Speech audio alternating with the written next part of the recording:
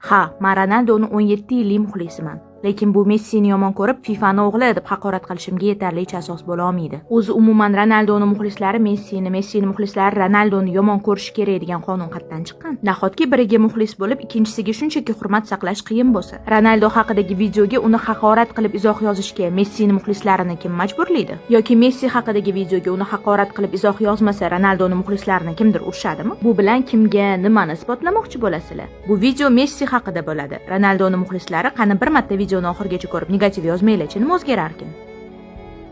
2012-yili marokashlik 12 yoshli Valid Kashash o'sish gormonlari yetishmovchiligi kasalligiga chalinib qoladi. Unga juda qimmat va uzoq muddatli davolanish kurslari kerak edi, lekin bolakayga ota-onasini bunga qurbi yetmasdi. Davolanmasa, bolakay o'zini eng katta orzusi futbolchi bo'lishdan voz kechishga majbur bo'lardi. Shu sabab bolani ota-onasi marokashlik taniqli ishbilarmon saxovatpeshalardan biri Suat Al-Affadan yordam so'rashgan. U bo'lsa holatni shaxsan o'zi Messiga yetkazgan. Messini o'zi bolaligida shu kasallikdan aziyat chekkani uchun bu narsaga befarq qarab tura olmagan va Valid 18 yoshga to'lgunigacha bo'lgan hamma davolanish xarajatlarini bo'yniga olgan. U bolakayga jami 70 ming yevro xayriya qilib, bundan tashqari motivatsion ruhdagi xat va futbolkasini jo'natgan. Haqiqatdan ham respekt deyishga arziydigan ish, to'g'rimi? Bu Messini qilgan yaxshi ishlarini 100 dan biri xolos. Bilaman, hozir shu videoga ham Cristiano bundan ham katta ishlar qilgan deb negativ yozasiz. Uni hamma xayriyalarini yodlab olganman. Siz obuna bo'lib qo'ying. Keyingi video aynan Ronaldo mani eng ta'sirlantirgan ish haqida bo'ladi. Zora Penaldo deb haqorat qiladiganligi ham insof berib negativ yozishmasa.